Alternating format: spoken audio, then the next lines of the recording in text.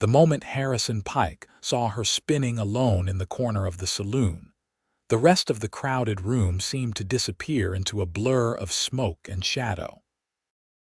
It was late August in 1878, and the town of Willits, California, had come alive with the kind of energy that only a Saturday night could bring to a dusty frontier settlement.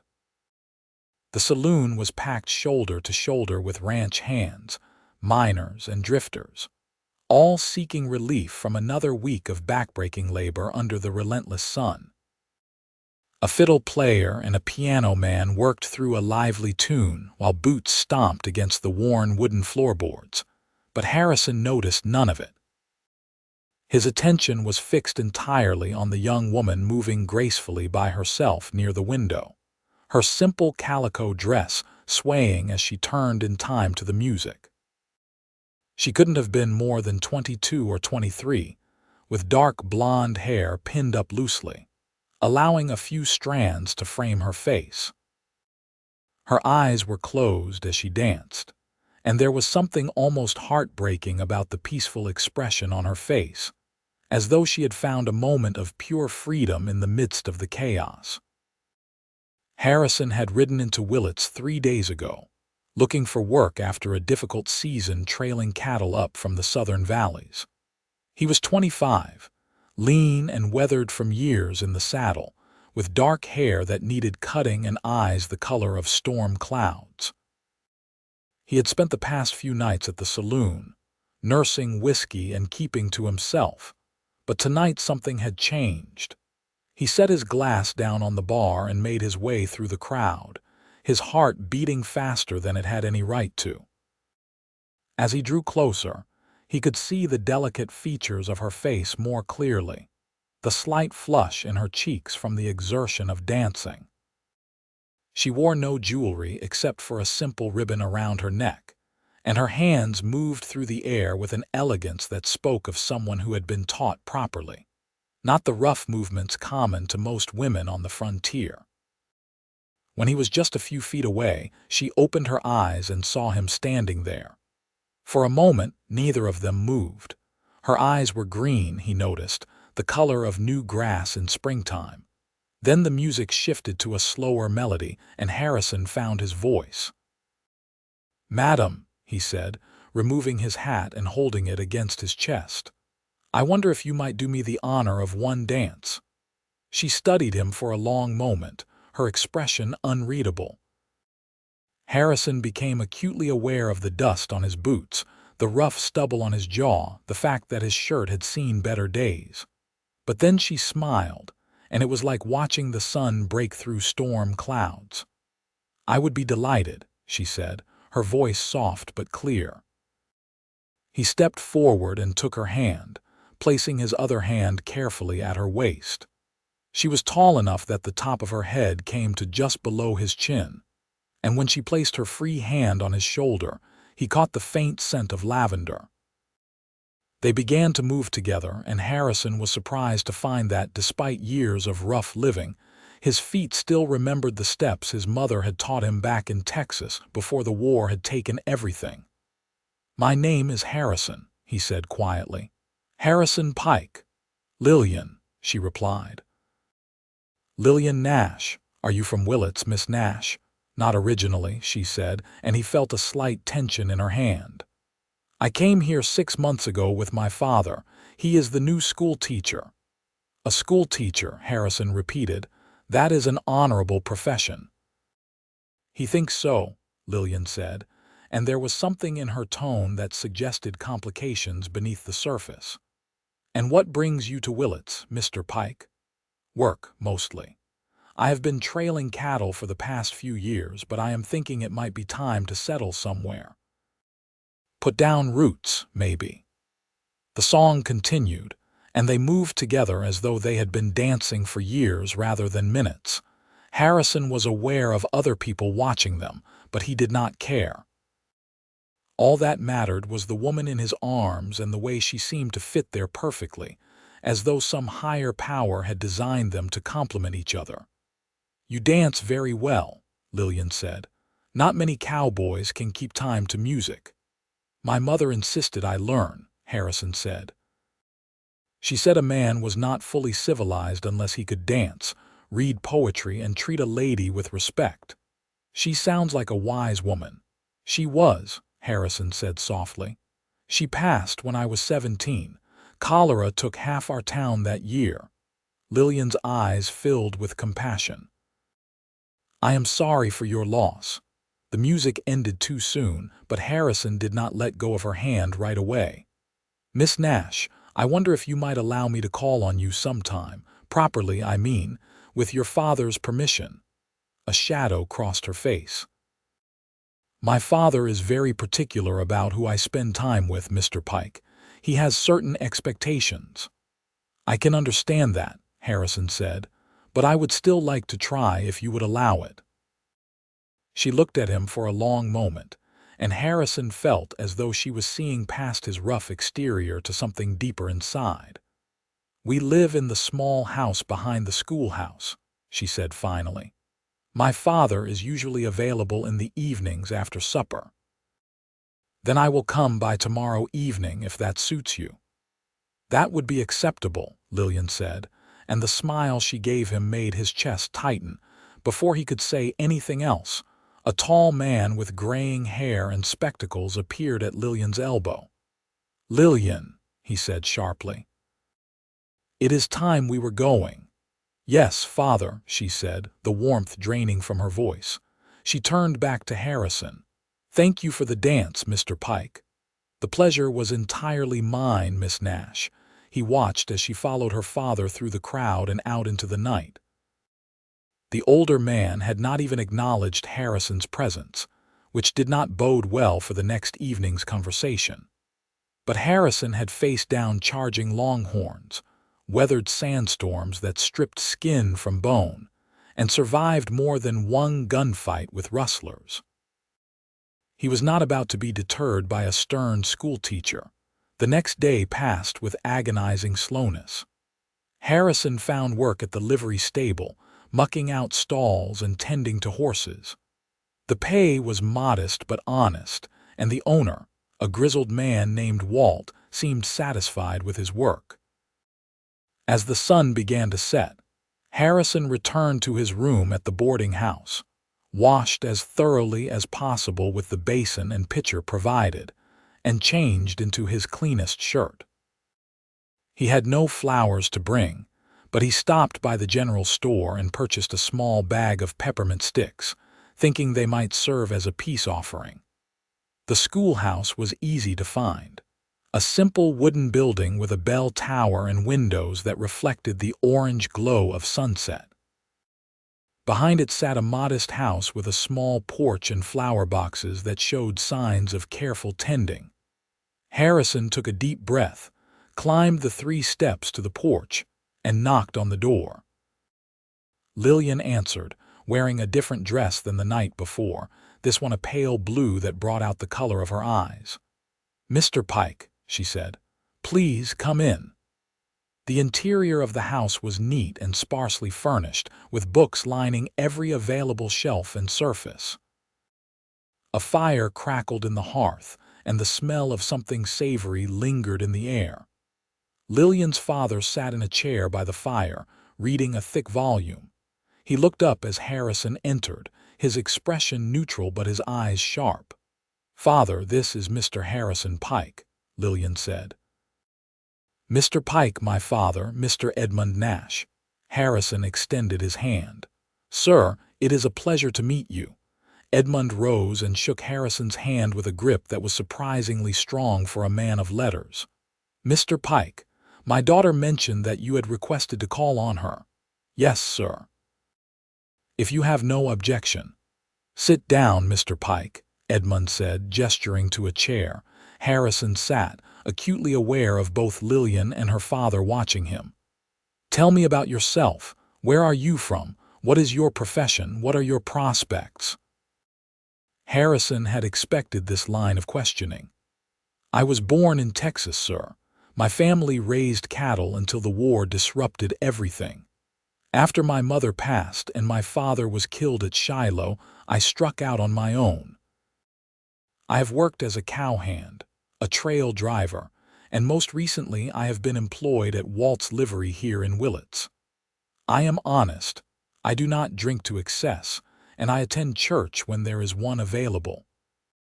"Those are admirable qualities," Edmund said, though his tone suggested he was not entirely convinced. "But what are your long-term intentions? Surely you do not plan to work in a livery stable for the rest of your life?" "No, sir. I have been saving my wages with the hope of eventually purchasing some land and starting a small ranch. It is not glamorous work, but it is honest and steady." Edmund studied him for a long moment. "And why do you wish to call on my daughter specifically?" Harrison glanced at Lillian, who was watching him with an expression he could not quite read. "Because when I saw her dancing last night, sir, I felt something I have never felt before, a certainty that I needed to know her better. I realize that sounds foolish, given that we have only just met, but I have learned to trust my instincts." "Instincts can be unreliable," Edmund said, "especially where matters of the heart are concerned." "Perhaps," Harrison said, "but I would regret it for the rest of my life if I did not at least try." Edmund sighed and removed his spectacles, cleaning them with a handkerchief. "I had hoped that Lillian might make a match with someone of more substantial means and education. A lawyer, perhaps, or a merchant. Someone who could provide her with the comforts she deserves." "Father," Lillian said softly, but Edmund held up a hand. "However," he continued, "I have learned over the years that my daughter has a mind of her own, and I would rather she spend time with an honest cowboy who treats her with respect than with some pompous fool who thinks his money entitles him to anything he desires." He looked at Harrison. "You may call on Lillian, Mr. Pike, but you will do so under proper supervision. No unchaperoned outings, no late-night visits, and you will treat her with the utmost respect at all times. Is that understood?" "Perfectly, sir," Harrison said, relief flooding through him. "Thank you. Do not make me regret this decision, Mr. Pike." "I will do my very best not to, sir."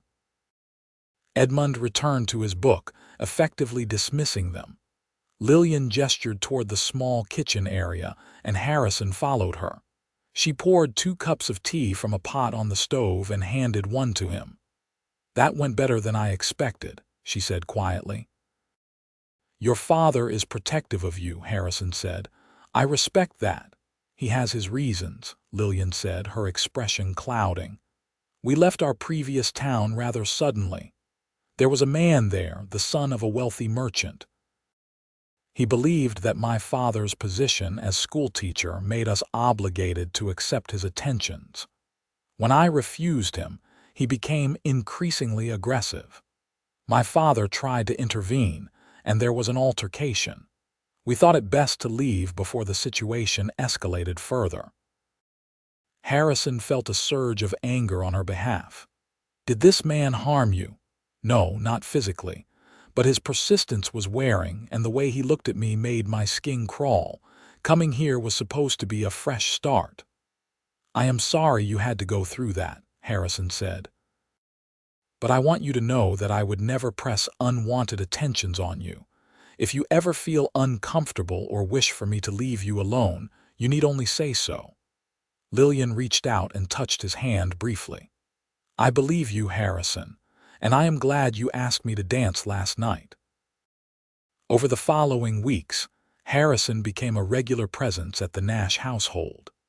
He would arrive in the early evening, sometimes bringing small gifts like wildflowers or interesting stones he found while working. They would sit in the parlor with Edmund reading nearby, talking about everything and nothing. Harrison learned that Lillian loved poetry, particularly the works of Emily Dickinson and Walt Whitman. She had a quick mind and a sharp wit, and she made him laugh in a way he had not done in years. He told her about his travels, about the vast open spaces of Texas and New Mexico, about nights sleeping under stars so bright they seemed close enough to touch. He told her about the loneliness of the trail, The way a man could go days without seeing another human being, and how that solitude could either break a person or forge them into something stronger. "I think it made you stronger," Lillian said one evening as they sat on the porch, Edmund visible through the window. "I can see it in the way you carry yourself. You have faced hardship and come through it." "We all face hardship," Harrison said. "It is what we do with it that matters." "That is very philosophical for a cowboy," Lillian teased. "My mother made me read a lot of books," Harrison said with a grin. "I may work with my hands, but I try to engage my mind as well." As autumn arrived and the air grew crisp, Harrison realized with absolute certainty that he was in love with Lillian Nash. It was not just her beauty, though she was lovely. It was her kindness, her intelligence, the way she treated everyone with respect regardless of their station. She helped her father with the schoolchildren, teaching them to read and write, and she volunteered at the small church, organizing charity drives for families in need. She was everything good and decent in the world, and Harrison could not imagine his life without her in it. One October evening, after weeks of proper courtship, Harrison asked Edmund for a private word. The older man set down his book and gestured for Harrison to follow him outside. "Sir," Harrison began, his hands slightly trembling, "I've come to love your daughter very much. With your permission, I would like to ask her to marry me." Edmund was quiet for a long moment, looking out at the darkening sky. "Do you have the means to support a wife, Mr. Pike?" "I have been saving every penny I earn," Harrison said. "Walt has offered to sell me a partnership in the livery, and I have been looking at some land just outside town. It is not much, just 20 acres, but there is good water and enough grazing for a small herd. I can build a house, a modest one at first, but solid and weather-tight. It would not be a life of luxury, but it would be honest and stable." "And you love her," Edmund said. "It was not a question." "More than I thought it was possible to love anyone," Harrison said honestly. Edmund turned to face him. "Lillian is my only child, Mr. Pike. Her mother died bringing her into this world, and I have devoted my life to ensuring she had every opportunity, every chance at happiness. I will not lie and say you were what I envisioned for her when I dreamed of her future. But I have watched the way she looks at you, the way she smiles when you arrive. I have not seen her this happy since we left our last town." He extended his hand. "You have my blessing, Mr. Pike. Treat her well, or you will answer to me." Harrison shook his hand firmly. "I will spend every day of my life trying to make her happy, sir. You have my word." That evening, Harrison and Lillian took a walk around the schoolyard, Edmund watching from the porch with what might have been the hint of a smile. The moon was full, casting silver light across the landscape, and the air smelled of wood smoke and pine. "Lillian," Harrison said, stopping and turning to face her, "I have something I need to ask you." She looked up at him, her eyes reflecting the moonlight. "What is it?" He took both of her hands in his. "These past 2 months have been the happiest of my life. Every moment I spend with you makes me realize how empty my life was before. You make me want to be a better man, to build something lasting and good. Lillian Nash, would you do me the incredible honor of becoming my wife?" Tears spilled down her cheeks, but she was smiling. "Yes," she whispered. "Yes, Harrison, I will marry you." He pulled her close and kissed her for the first time, a gentle kiss that held all the promise of their future together. When they finally drew apart, they were both trembling. "I do not have a ring yet," Harrison said, "but I promise I will get you one." "I do not need a ring," Lillian said. "I just need you." They married 6 weeks later in the small church in Willits, with most of the town in attendance. Lillian wore a simple white dress that she and the preacher's wife had sewn together, and Harrison wore a new suit he had purchased with his savings, the first new clothing he had owned in years. Edmund walked his daughter down the aisle, and Harrison saw tears in the older man's eyes as he placed Lillian's hand in Harrison's. The ceremony was brief but beautiful, and when the preacher pronounced them husband and wife, Harrison kissed his bride with such tenderness that several of the women in attendance had to dab at their eyes. The reception was held at the saloon, the same place where Harrison had first seen Lillian dancing. Walt had insisted on providing food and drink, refusing to accept payment, and the fiddle player and pianist played late into the night. As the evening wore on, Harrison led Lillian onto the dance floor, and they swayed together just as they had that first night, though now they wore wedding bands and the promises of forever. "I love you, Mrs. Pike," Harrison said. "I love you too, Mr. Pike," Lillian replied, resting her head against his chest. They had converted a small storage room at the livery into temporary living quarters while Harrison worked on building their house. It was cramped and smelled faintly of hay, but Lillian never complained. She helped him with the horses, learned to manage the books for the business, and spent her free time working on making their small space feel like home. Building the house took months of hard work. Harrison would rise before dawn, tend to the livery business, and then spend every available hour working on the house. Other men from town would sometimes come to help, friends he had made during his time in Willits. The frame went up in November, the walls in December, and by January they had a roof overhead. It was a simple structure, just 4 rooms, but it was solid and well built, and every nail Harrison drove was an act of love. Lillian would bring him lunch while he worked, and they would sit together on what would eventually become their porch, eating and planning their future. She wanted a garden, she told him, with vegetables and flowers. He wanted a barn for horses, maybe some chickens. They talked about children, how many they might have, what they would name them. "I think 3 would be nice," Lillian said. "Enough to keep the house lively, but not so many that we lose our minds." "I think however many we are blessed with will be perfect," Harrison said, kissing her flower-dusted nose. They moved into the house in early February of 1879, and Harrison carried Lillian over the threshold, both of them laughing. The house was sparsely furnished, with only a bed, a table, and a few chairs they had built themselves, but it was theirs. That night they lay in their bed, listening to the wind whistle around the eaves, and Harrison felt a contentment he had never known. "Are you happy?" he asked Lillian, who was curled against his side. "Happier than I ever thought possible," she said. "You gave me everything I did not know I needed, Harrison. A home, a partner, a love that feels safe and sure." "You gave me a reason to stop wandering," Harrison said. "Before you, I was just drifting from place to place, never belonging anywhere. Now I have a home, a purpose. You are my anchor, Lillian." Spring brought new growth to their land. Lillian planted her garden with seeds Edmund had given them as a wedding gift, and Harrison began work on the barn. The livery business was doing well, providing them with a steady income, and Harrison had purchased a small herd of cattle with his savings. Life fell into a comfortable rhythm of work and togetherness.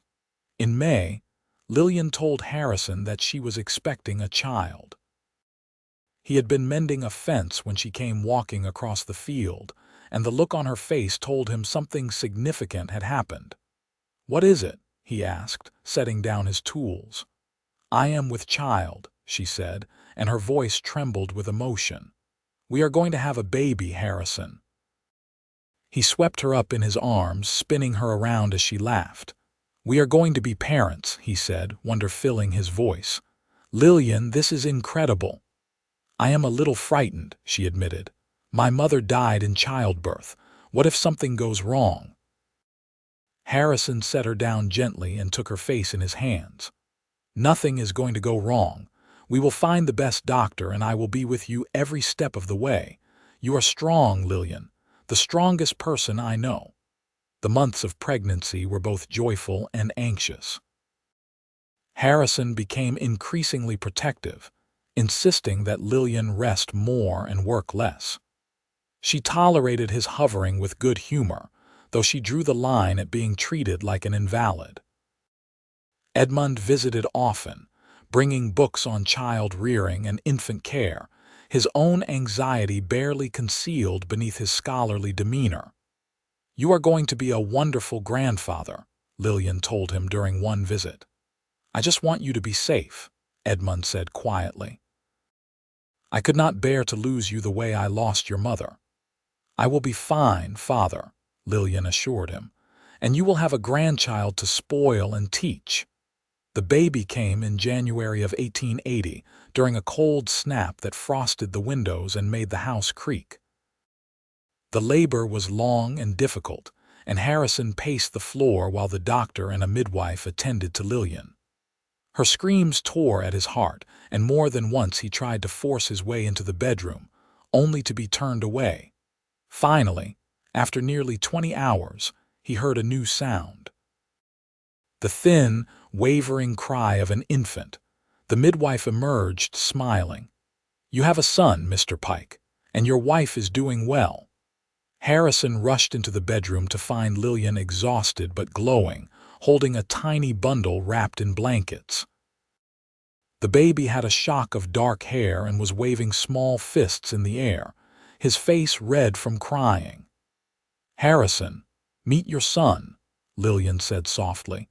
He sat on the edge of the bed and looked down at the tiny person they had created together. The baby's eyes opened, unfocused but startlingly blue, and Harrison felt his heart expand in a way he had not thought possible. "He is perfect," Harrison whispered. "You are amazing, Lillian. You did this." "We did this," she corrected, placing the baby in his arms. They named him Henry, after Harrison's father. Henry Edmund Pike, combining both family lines. Edmund wept openly when he heard, holding his grandson with shaking hands and murmuring about legacy and continuation. Parenthood transformed their lives in ways both profound and mundane. Sleepless nights became the norm, as did the constant cycle of feeding, changing, and comforting. But Harrison had never been happier. He would come home from the livery to find Lillian nursing Henry or singing to him, and his chest would tighten with the sheer force of his love for them both. As Henry grew from infant to toddler, his personality emerged. He was curious and adventurous, always getting into things he should not. He had his mother's green eyes and his father's determined chin, and he could wrap both of them around his tiny finger with a smile. When Henry was 2, Lillian became pregnant again. This time the process felt less frightening, though Harrison was no less attentive. Their daughter was born in the summer of 1882, during a heat wave that made the house feel like an oven. She came faster than Henry had, arriving in the middle of the night with the doctor barely making it in time. They named her Hannah, and she was quieter than her brother had been, with blonde hair like her mother and a contemplative expression that made her seem older than she was. Henry was fascinated by his baby sister, wanting to hold her and show her his toys, and Harrison and Lillian's hearts overflowed watching their children together. The years passed in a blur of growth and change. The livery business expanded, and Harrison hired 2 additional workers. The small herd of cattle grew, and Harrison purchased more land, expanding their ranch. Lillian's garden flourished, providing vegetables that she canned and preserved for the winter months. Edmund remained a constant presence in their lives, teaching Henry and Hannah to read and filling their heads with poetry and stories. In 1885, when Henry was 5 and Hannah was 3, Lillian discovered she was pregnant once more. This third pregnancy was the easiest, and their second son was born in the spring of 1886. They named him Harold, and he was the most easygoing of their children, content to watch the world go by with solemn, dark eyes. Life on the ranch was not always easy. There were droughts that tested their resources, harsh winters that took some of their livestock, and the ever-present challenges of raising children and running a business. But through it all, Harrison and Lillian faced everything together, their love deepening with each passing year. One evening, when Harold was 2 and the older children were playing in the yard, Harrison and Lillian sat on their porch watching the sunset paint the sky in shades of orange and purple. Harrison reached over and took Lillian's hand, marveling at how natural the gesture had become over the years. "Do you remember the night we met?" he asked. "How could I forget?" Lillian said. "I was dancing alone, feeling sorry for myself because I thought I would never find someone who understood me. And then this dusty cowboy appeared and asked for a dance. Best decision I ever made," Harrison said. "Asking you to dance that night. You said one dance," Lillian reminded him with a smile, "but you never let me go." "How could I?" Harrison said, bringing her hand to his lips. "You were the missing piece I did not know I needed. You still are." "We have built a good life," Lillian said, looking out at the land they had cultivated, the house they had filled with love and laughter. "Better than I ever dreamed possible back when my father and I were running from our past." "The best is yet to come," Harrison said. "We have our health, our children, each other. What more could we ask for?" As if in answer, Henry came running up to the porch, his face flushed with excitement. "Papa, Mama, come see. Hannah found a bird's nest in the oak tree." They rose and followed their son, joined by Harold, who toddled along on uncertain legs. Hannah stood beneath the massive oak tree that shaded one corner of their property, pointing up at a nest tucked into the branches. "Look, Mama," she said. "There are baby birds inside. I can hear them chirping." Lillian lifted Hannah so she could see better, and Harrison hoisted Henry onto his shoulders while balancing Harold on one hip. They stood there as a family, watching the mother bird return to feed her young, and Harrison felt a profound sense of rightness settle over him. This was what he had been searching for all those years of wandering. Not wealth or fame or glory, but this simple moment of connection and peace. A woman he loved beyond measure, children who filled his days with joy and purpose, and land that was truly his own. In 1888, Edmund fell ill with pneumonia. Despite the doctor's best efforts, he passed away peacefully in his sleep, surrounded by Lillian, Harrison, and his grandchildren. His last words were to tell Lillian how proud he was of her, and how Harrison had proven him wrong in the best possible way. They buried him in the Willits cemetery, and the entire town turned out for the funeral. Edmund had touched many lives during his years as schoolteacher, and the tribute spoke of his kindness, his wisdom, and his dedication to education. Lillian grieved deeply, but she found comfort in her family and in the knowledge that her father had lived to see her happy and settled. As the years continued to pass, Harrison and Lillian watched their children grow. Henry showed an aptitude for working with horses and often helped his father at the livery. Hannah inherited her mother's love of learning and her grandfather's scholarly nature, spending hours reading every book she could find. Harold was the peacemaker, the one who could smooth over any argument and make everyone laugh. The ranch prospered, and Harrison's reputation as an honest businessman and skilled horseman spread throughout the region. People would travel from neighboring towns to purchase horses from him, or to seek his advice on livestock matters. Lillian became known for her generosity, always ready to help a neighbor in need or to organize aid for struggling families. In 1895, Henry turned 15 and announced that he wanted to attend a university back east to study veterinary medicine. Harrison was initially reluctant, not wanting his eldest to venture so far from home, but Lillian convinced him that they should support Henry's dreams the way Edmond had supported hers. "Our children are not meant to be kept close forever," she said. "We raised them to be strong and capable. Now we must trust that they can make their own way in the world." So Henry went east, and though the house felt emptier without him, his letters home were full of excitement and learning. Hannah, at 13, had become her mother's right hand, helping with the household and teaching younger children to read. Harold, at 9, was already showing signs of becoming as skilled with horses as his father. One autumn evening in 1897, Harrison and Lillian were sitting on their porch, the same place they had sat countless times over the years. The children were all in bed, and the night was clear and cool. Harrison was 54 now, his dark hair streaked with gray, but he still moved with the easy grace of a younger man. Lillian was 52, and motherhood and time had added soft lines to her face, but to Harrison, she was as beautiful as the night he first saw her dancing. 20 years, Harrison said. "Can you believe it has been 20 years since we married?" "Sometimes it feels like a lifetime," Lillian said. "And sometimes it feels like just yesterday that you were nervously asking my father's permission to court me." "I was terrified," Harrison admitted. "I thought for sure he would turn me away." "He was impressed by you, even if he did not show it at first," Lillian said. "He told me later that he could see the goodness in you, the strength of your character."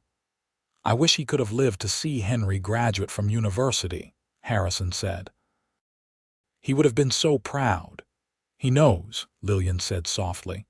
"Wherever he is, I believe he knows and is proud of all of us." They sat in comfortable silence, listening to the night sounds. An owl hooted in the distance, and somewhere a coyote howled.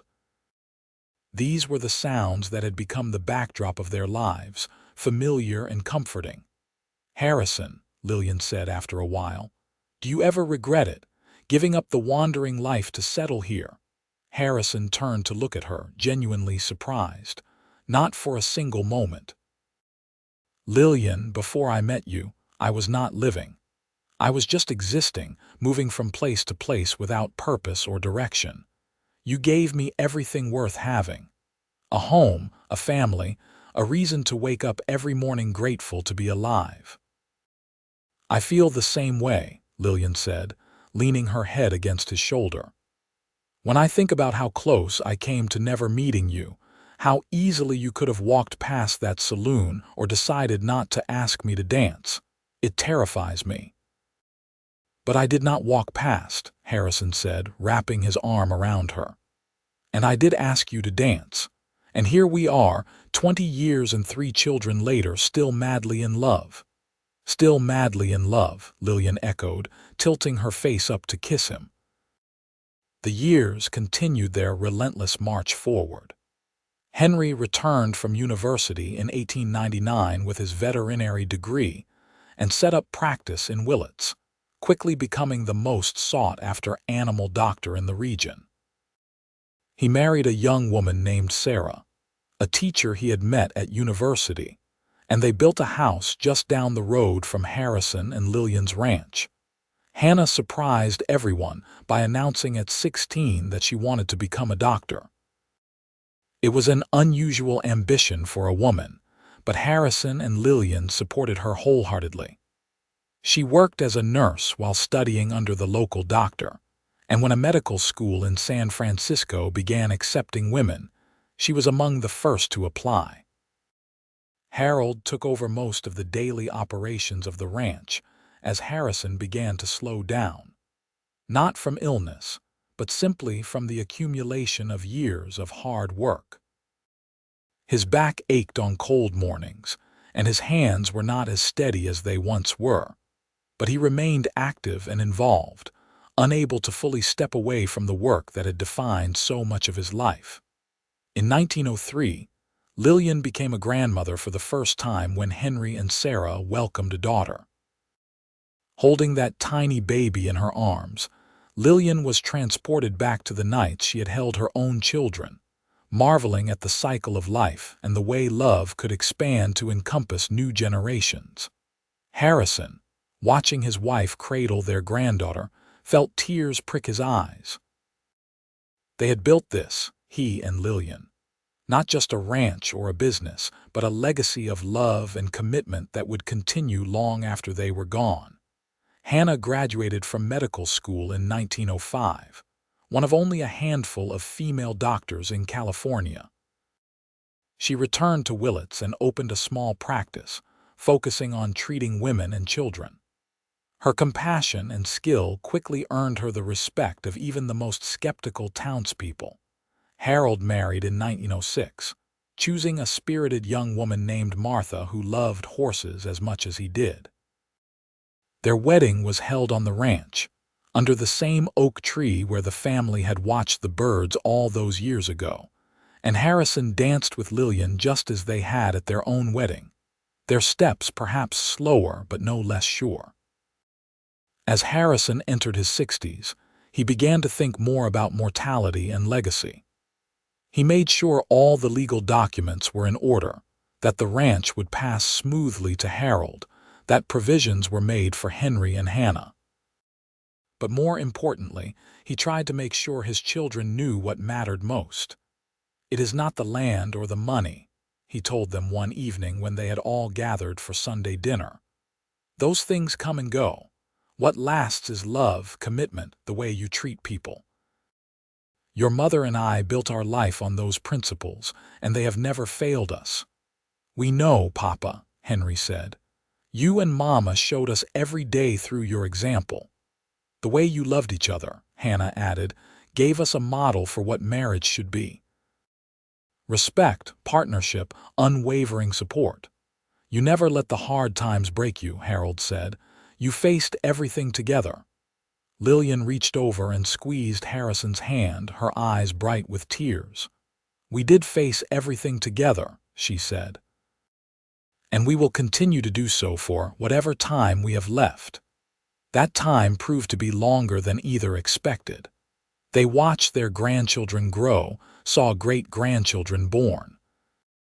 The ranch continued to thrive under Harold's management, and the family name became synonymous with integrity and quality throughout the region. In 1915, Harrison and Lillian celebrated their 37th wedding anniversary. Their children threw them a party that brought together friends and family from across California. The saloon where they had first met had burned down years ago, but the new building stood on the same spot, and that was where the celebration was held. As the evening wound down and the younger folks continued to dance and celebrate, Harrison led Lillian outside into the cool night air. The stars overhead were brilliant, and the moon cast silver shadows across the town. 37 years, Harrison said. "And I love you more today than I did the day we married." "Only because you know me better now," Lillian teased. "All my flaws and imperfections." "You have no flaws," Harrison said. "Only characteristics that make you uniquely you." "You are biased," Lillian said, but she was smiling. "Completely," Harrison agreed, "and I have no intention of changing that." They stood there together, two people who had built an entire life from a single dance, and listened to the music drifting out from the saloon. It was a different tune than the one that had played that first night, but the feeling was the same. Connection, possibility, love. "Dance with me," Harrison said, extending his hand. Lillian took it without hesitation, and they moved together in the moonlight, their steps sure despite their age. They had danced through joy and sorrow, triumph and tragedy, and they would keep dancing until the music stopped. Inside the saloon, their children and grandchildren watched through the window, seeing the silhouettes of two people who had shown them what true love looked like. Henry had his arm around Sarah, thinking about how his parents' love had given him the courage to pursue his own dreams. Hannah stood with her husband, a kind man she had met at medical school, grateful for parents who had never limited her ambitions. Harold held Martha close, knowing that the example his parents had set was one he tried to emulate every day. As the years continued to pass, Harrison and Lillian slowed but never stopped. They took daily walks around the property, admiring the changes and improvements Harold made. They spent long afternoons on the porch, reading or simply sitting together in comfortable silence. They visited with grandchildren and great-grandchildren, imparting wisdom when asked, but mostly just enjoying the chaos and laughter of a house full of young people. In 1920, Harrison fell ill with a fever that the doctors could not quite identify. For 2 weeks he was confined to bed, and Lillian never left his side. She read to him, bathed his forehead with cool cloths, and held his hand through the worst of it. Hannah came to tend to him professionally, but it was Lillian's constant presence that pulled him through. When he finally recovered, weak but alive, the first thing he said was, "I am not ready to leave you yet." "Good," Lillian said, tears streaming down her face. "Because I am not ready to let you go." That scare made them both more aware of time's passage, of the fact that their days together were numbered. But rather than making them fearful, it made them more intentional about savoring each moment. They made sure to say, "I love you" every day, often multiple times. They went through old photographs and told stories about their life together to anyone who would listen. They attended every family gathering they could, determined to squeeze every last drop of joy from the time they had left. In 1923, they celebrated their 45th wedding anniversary. The party was smaller this time, just immediate family, but it was no less meaningful. Their great-grandchildren performed a play they had written about how their great-grandparents met, complete with a scene of Harrison asking Lillian to dance. Watching children who had never known a world without their love story acted out made both Harrison and Lillian weep. "We did good," Harrison whispered to Lillian as they watched. "We did very good," she agreed. As they entered their 8th decade of life, both Harrison and Lillian remained remarkably healthy.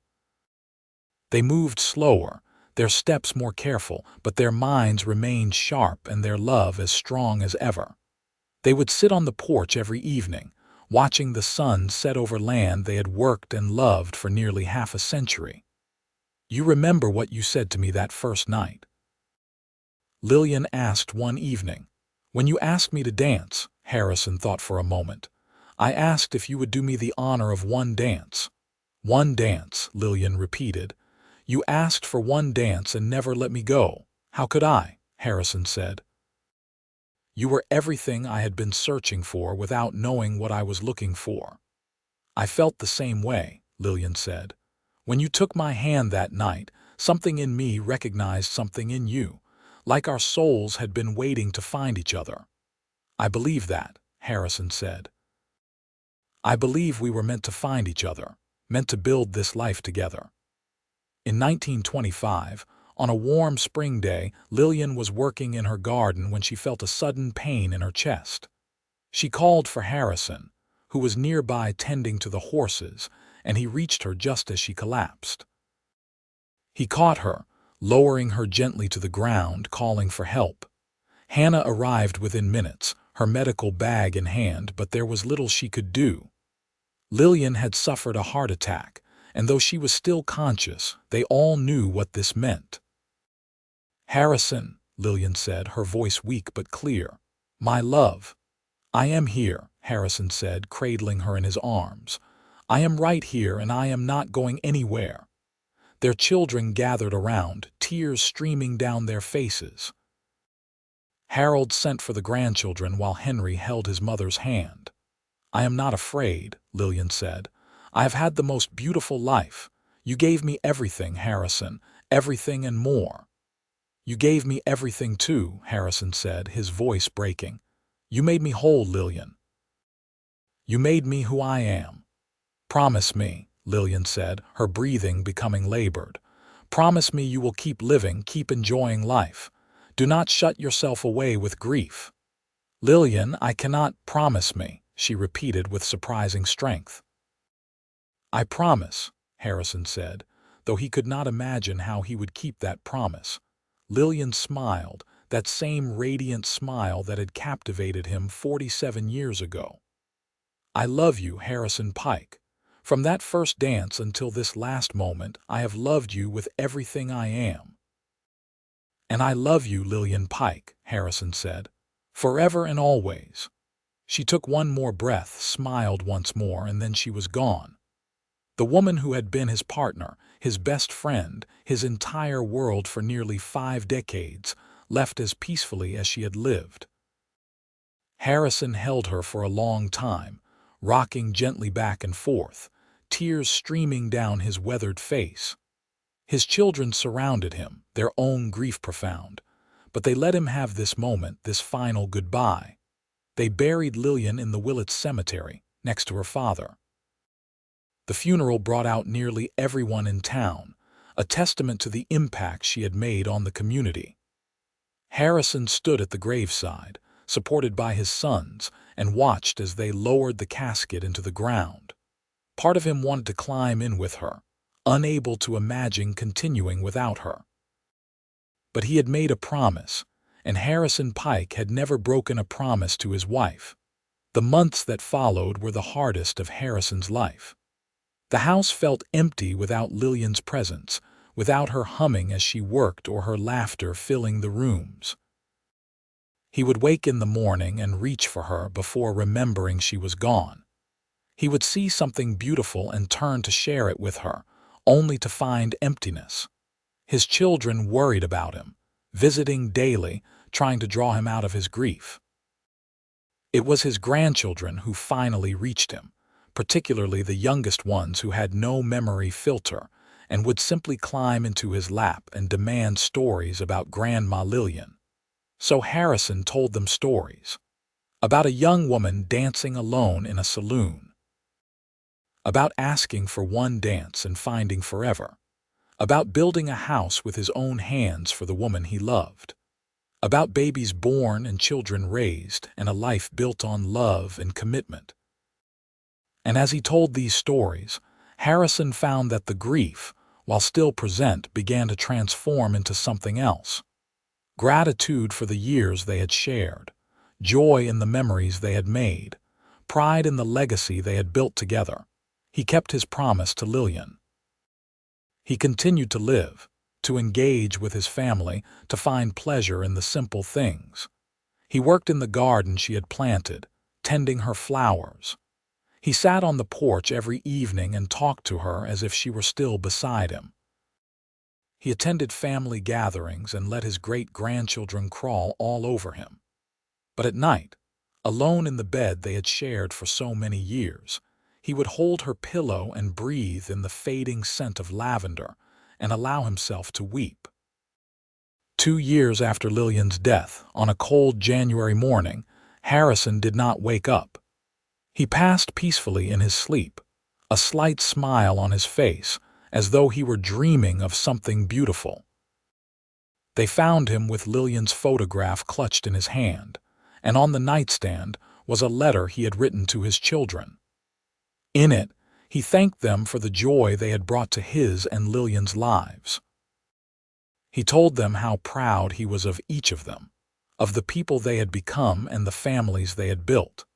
And he told them not to grieve too much, because he was going to be with their mother again, and that was all he had wanted since the day she left.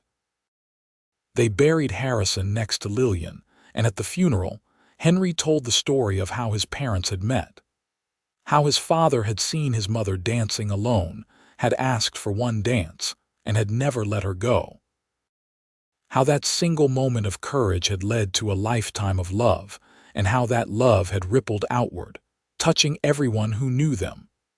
The ranch continued under Harold's care, and then his sons, and his sons after that. The Pike name remained synonymous with integrity and quality for generations. But more importantly, the story of Harrison and Lillian became a family legend, told and retold to each new generation. A reminder of what love could be when two people found each other against all odds and chose every day to honor and cherish that bond. In the end, Harrison Pike had been right all those years ago when he told Edmund Nash that he would spend every day of his life trying to make Lillian happy. And he had succeeded beyond measure. They had built a life together that was rich in all the ways that mattered, not in material wealth, though they had been comfortable, but in love, in family, in the countless small moments of connection and joy that had woven together to create something beautiful and lasting. Their love story became the standard against which all others in the family were measured. When someone was getting married, the elders would tell them about Harrison and Lillian, about the dance that started it all, about the commitment that sustained it through decades. Young couples would visit their graves and ask for their blessing, believing that the love between those two was so powerful it could still touch the living. And on certain nights, when the moon was full and the air was clear, people swore they could see two figures dancing in the cemetery, moving together with the grace of young lovers, forever bound by a promise made on a dance floor in 1878. Harrison had asked for one dance and had never let her go, not even in death. They had found each other in life and would remain together in whatever came after. Two souls who had recognized their match and had held on tight through everything the world could throw at them. Their story proved that true love was not just a fairy tale, but something real and attainable. It took courage to approach someone dancing alone. It took commitment to build a life together through hard times and good. It took daily choice to honor and cherish another person above yourself. But when you found the right person, when two souls connected the way Harrison's and Lillian's had, the result was magic. The kind of love that transcended time and touched generations. The kind of love that started with a single dance and lasted forever.